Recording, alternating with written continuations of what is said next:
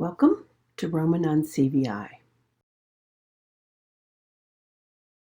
Today I'd like to talk a little bit about the parent interview, one of the three mandatory components of the CVI range. The parent interview actually was my very first piece of research relative to CVI. When I, in 1992, I began my doctoral studies, and I knew the whole time that I only really wanted to study one thing, and that was CVI. So when it got closer to the time when I would actually begin my research, I decided to develop an interview based on reports that I had heard parents share with me when I asked them about their child's CVI. In a project that I worked in, I had the opportunity to evaluate many children, many young children. And in that project, I would ask parents common questions about their children with CVI. And it was fascinating to me to see how often the parents reported the same thing.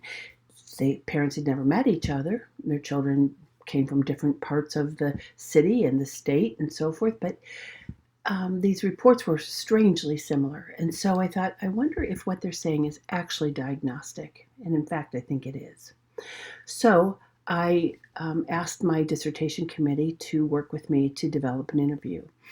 Dr. Naomi Zygmunt at the University of Pittsburgh was one of my major supporters through this process. She helped me really design and refine the instrument. So I started out by writing 50 questions that I thought would possibly get at the possible presence of CVI in a child.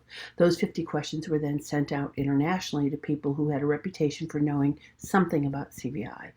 At that time, many of them worked in the medical field, a few in education, a few in psychology. So Dr. James Jan was one of the people who received the survey.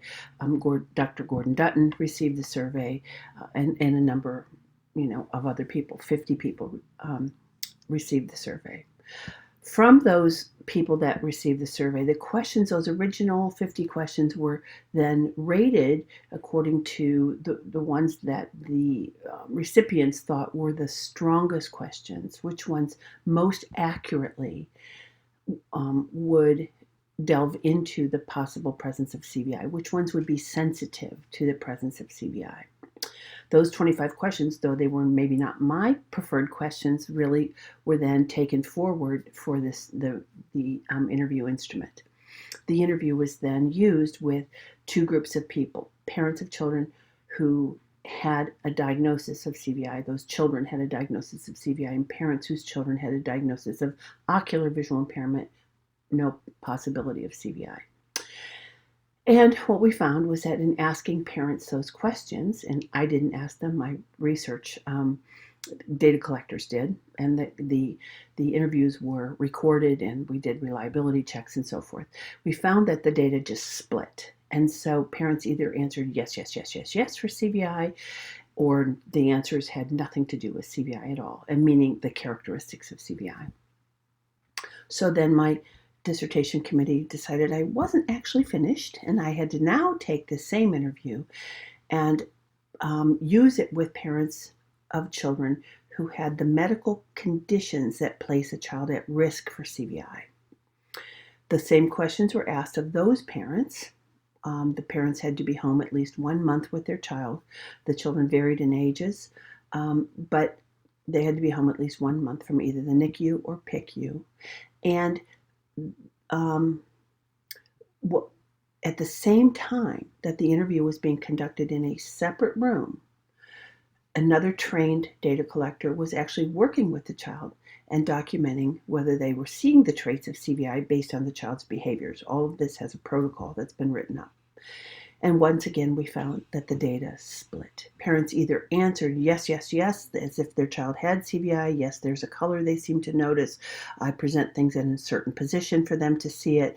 My child doesn't seem to have visual curiosity or notice things around the room. My child doesn't look at my face, and so on. Or they just didn't answer that way. They answered as though those questions were almost absurd.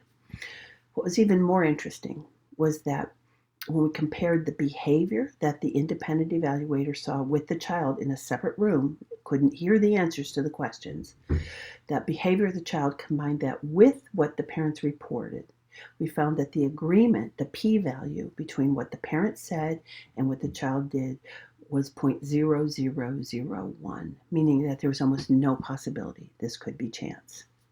So the parent interview was the first really solid piece of information that I could use to begin to investigate the possible presence of CVI. It still didn't tell me the extent of the effect, but it certainly gave me rich information.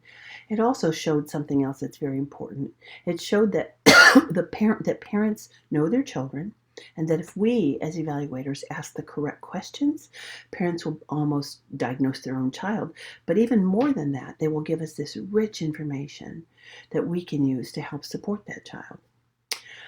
I want to say a few other things about the parent interview. So those 25 questions are meant to be used in a conversation. Obviously, when any person learns a new evaluation technique, it feels kind of rigid, and you have to, look at your page and read those questions off. But as you become more experienced, I hope that the flow will feel more conversational, that you can just literally have a conversation with the parent while storing those questions in your memory and making sure you kind of hit all those points as you complete the interview. Why does the interview have to be face-to-face, or if really necessary by phone? Well, the answer is research. That we know that research shows us that if you ask people to fill out a form with paper and pencil, hard copy, or write it on the computer, that they will answer the questions differently than if you ask them in a face-to-face interview. All the data were collected based on face-to-face interviews, and therefore that is the standard that is set for the interview portion of the CVI range. I cannot encourage people strongly enough not to send these home to be answered in a written format. It is meant to be a spontaneous response from the parent based on your conversation. I also want to just reiterate that the interview portion of the CVI range is not optional. It is mandatory. And so a person has not completed the CVI range if they haven't completed the interview, the observation, and the direct assessment. It is a mandatory part, and I think it is often the lead part in our completion of the range. I find that the interview information, the information that we can derive from that, also helps set the stage for what we're going to gather in order to do the direct assessment portion. Experienced evaluators, and I'm sure those who are CVI range endorsed, have found that the interview actually helps them kind of focus in on a phase based on those responses. So I want to thank all the families who helped me learn that important information that was published in dissertation abstracts. That was my doctoral dissertation in 1996. It is a critical part, and I think it is important to know that it is a data-driven part of the overall CVI range, which also has data. So I hope that helps clarify any questions and helps give you a little bit of the background. Thank you.